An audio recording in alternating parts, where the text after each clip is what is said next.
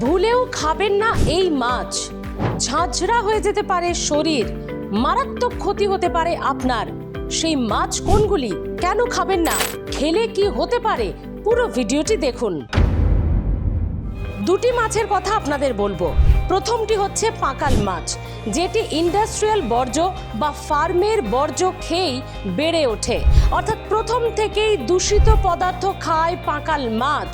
এবং সে কারণেই চিকিৎসকেরা এবং বিশেষজ্ঞরা বলছেন পাঁকাল মাছ ইটসেলফ সে নিজে থেকে একটি দূষিত মাছ, তাই এড়িয়ে চলাই ভালো।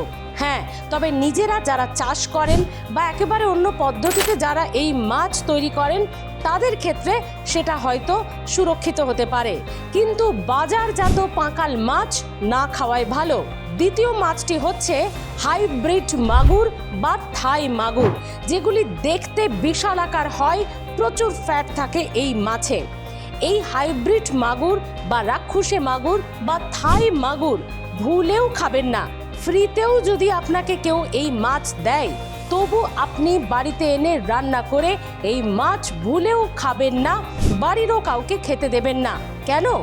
এই হাইব্রিড মাগুরে থাকে কার্সিনোজেনিক নামক একটি উপাদান, যার ফলে হতে পারে ক্যান্সার।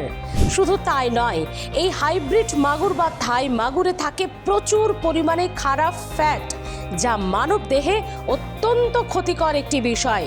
তাই ভুলেও এই দুটি মাছ কোনোভাবেই খাবেন না। এরই পাশাপাশি আপনাদেরকে জানাবো, হেলথ প্লাসে আপনাদের ব্যাপকভাবে সাড়া পাচ্ছি। প্রচুর মানুষ কমেন্ট করছেন, বিভিন্ন বিষয় জানতে চাইছেন। অবশ্যই আপনারা কমেন্ট বক্সে এসে লিখতে পারেন কোন ধরনের ভিডিও আপনারা চাইছেন, কোন ধরনের চিকিৎসকের পরামর্শ আপনারা চাইছেন। আমরা তা তুলে ধরার চেষ্টা করব আপনাদের সামনে। হেলথ প্লাস দেখতে সাবস্ক্রাইব করে রাখুন, ভিডিওগুলো লাইক ও শেয়ার করতে পারেন। ভালো থাকবেন।